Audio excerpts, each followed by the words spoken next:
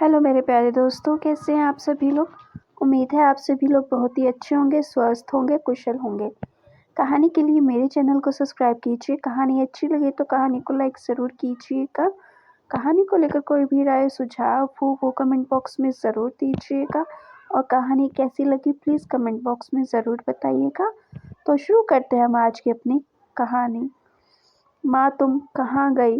हाँ मैं यहाँ किचन में हूँ। क्या हुआ बेटा। शीला भागते हुए आई। माँ मेरी नौकरी पक्की हो गई है। शीला यह सुनकर फूली ना समाई। वो अपने बेटे के लिए बहुत खुश थी। पर माँ मुझे बेंगलुरु जाना होगा। मुझे इसी हफ्ते ज्वाइन करना है। वहाँ जाकर फ्लैट लेते ही मैं तुम्हें अपने साथ ले चलूँगा। यह सुनकर शीला कुछ निराश हुई, पर वह अपने बेटे के लिए बहुत खुश थी। वह और उसका बेटा, यही उनका संपूर्ण परिवार था। वह दोनों एक दूसरे के लिए जी रहे थे। बनारस की गलियों में ही उसका जीवन व्यतीत हुआ। यहीं वह पली बढ़ी और यहीं उसका विवाह हुआ। पड़ोसन की मिश्राइन और शुक्लाइन उनकी प्रिय सखियाँ थी, जो उसका सुख दुख में साथ देती थी। कुछ ही दिनों बाद विशाल अपनी माँ को अपने साथ ले जाने आया।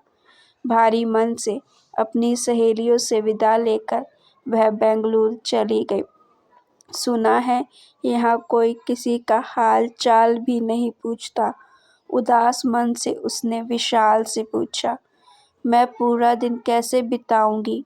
वहाँ शुक्लाइन और मिश्राइन भी तो नहीं होगी। मैं हूँ ना माँ, विशाल ने मुस्कुराते हुए कहा। शीला भी उसकी बात सुनकर मुस्कुराने लगी। बिल्डिंग के नीचे खड़े होकर वह बिल्डिंग को निहार रही थी। इतनी ऊंची बिल्डिंग, वह मन ही मन सोच रही थी। माँ चलो। विशाल की आवाज़ सुनकर वो थोड़ा सकपकाई। हाँ हाँ चलो। वो अपने फ्लैट पर पहुंचे। शीला सोच रही थी कि अब मुझे इसकी आदत डालनी होगी। छोटे शहर से बड़े शहर का सफ़र इतना आसान नहीं होता। कुछ ही दिनों में उसे महसूस हो गया था कि सब यहाँ अनजान और अजनबी है। कोई किसी से कोई मतलब नहीं रखता। अपने बेटे के ऑफिस जाने के बाद शीला सारे काम निपटाती। बहुत दिल चाहता तो अपनी सखियों से फ़ोन मिलाकर बात कर लेती, पर वो कहीं न कहीं थोड़ी उदास रहती थी। विशाल समझता था, पर वह जानता था कि कुछ ही दिनों में माँ को आदत हो जाएगी। एक दिन शीला बाजार से कुछ सामान लेकर आ रही थी, तो तभी उसकी मुलाकात प्रिया से हुई। उसका एक छोटा सा बच्चा भी था। वह पहली मंजिल थी जिसमें शीला से इस तरह अपनत्व से बात की थी। अब वह दोनों अक्सर मिलती। कभी कभी प्रिया जब पार्क में अपने बच्चे को ले जाती तो शीला भी साथ जाती। दोनों घंटे बातें करते। शीला खुश रहने लगी थी। उसे नई सहेली जो मिल गई थी, पर ना जाने क्यों कभी कभी शीला को एहसास होता था कि बिल्डिंग की औरतें उसे ना जाने क्यों अजनबी नज़रों से देखती थी।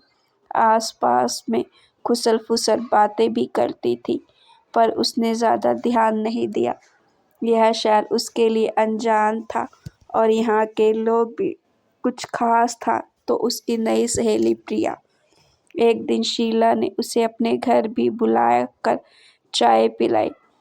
प्रिया 134 नंबर फ्लैट में रहती थी और उसके पति इंजीनियर है। बातों ही बातों में उसने शीला को बताया। कुछ देर बैठ वह अपने घर चली गई। शीला विशाल से प्रिया के बारे में बहुत सी बातें करती। बातों ही बातों में विशाल ने कहा, अरे माँ कभी मुझे भी मिलवाओ अपनी सहेली से। हाँ हाँ क्यों नहीं। इतना कहकर वह फ़ोन की ओर लपकी और फ़ोन पर प्रिया को रात के खाने का न्योता दे दिया।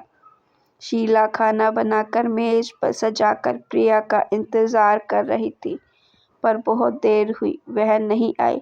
विशाल बोला, माँ चलो हम खाना खा लेते हैं।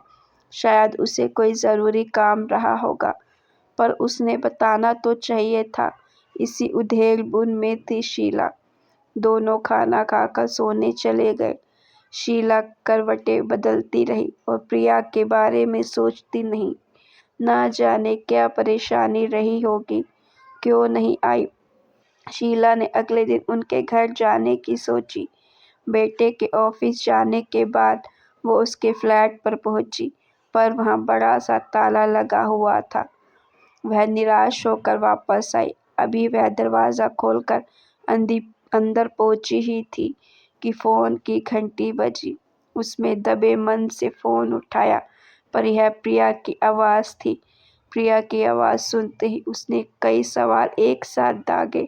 अरे कहाँ थी तुम कल? क्यों नहीं आई? हम तुम्हारा इंतज़ार कर रहे थे। अरे मेरे बच्चे की तबीयत खराब थी, मैं उसे डॉक्टर को दिखाने ले गई थी, अभी वापस आई हूँ। प्रिया ने कहा, अच्छा तो अब कैसी है तबीयत बच्चे की? मैं तुम्हारे घर गई थी, वहाँ ताला लगा हुआ था। शीला बोली, हाँ मैं बस अभी आई हूँ डॉक्टर के यहाँ से। अच्छा चलो फिर बाद में मिलते हैं, प्रिया ने कहा। शाम को शीला ने विशाल को पूरी बात बताई। विशाल बोला, माँ हमें उसके बच्चे को देखने जाना चाहिए। शीला बोली, हाँ हाँ कल हम ज़रूर चलेंगे। पर वह दोनों जब उसके फ्लैट पर पहुंचे तो वहां ताला लगा हुआ था। दोनों को बहुत अजीब लगा। दोनों वापस आ गए। उसके बाद बहुत दिनों तक प्रिया दिखाई नहीं दी। एक दिन बाजार जाते वक्त उसने प्रिया के बारे में वॉचमैन से पूछने का मन बनाया। अरे वॉचमैन भैया सुनिए ज़रा। जी मैम साहब। अरे वह जो फ्लैट नंबर 134 की प्रिया है ना, वह कहीं गई है क्या? दिखाई नहीं दी। वॉचमैन यह सुनकर कुछ चौंक सा गया। यह क्या कह रही हो आप मेम साहब? प्रिया मेम साहब? हाँ हाँ वही प्रिया जिसका एक छोटा सा बच्चा है। तभी विशाल भी वहां आ पहुंचा। क्या हुआ माँ? कुछ नहीं, बस वॉचमैन से मैं प्रिया के बारे में पूछ रही थी, शीला ने जवाब दिया। अच्छा तो अब कैसा है उनका बच्चा? उसकी तबीयत ठीक तो है? क्या साहब मजाक क्यों करते हो? उन्हें मरे तो 2 साल हो गए हैं। उनका बच्चा उनके फ्लैट की खिड़की से गिरकर मर गया था, जिसकी वजह से वह भी उसकी खिड़की से कूद के मर गया और आज भी उस फ्लैट में ताला लगा रहता है। वह फ्लैट कोई नहीं लेता। लोग कहते हैं आज भी वह किसी किसी को दिखाई देती है, पर यह सब बेकार की बातें हैं, अफवाह है। आप क्यों पूछ रहे हैं उनके बारे में? शीला और विशाल एक दूसरे को आश्चर्य से देखने लगे। शीला को अब यह एहसास हुआ कि वह औरतें उसे क्यों अजीब निगाहों से देखती थी।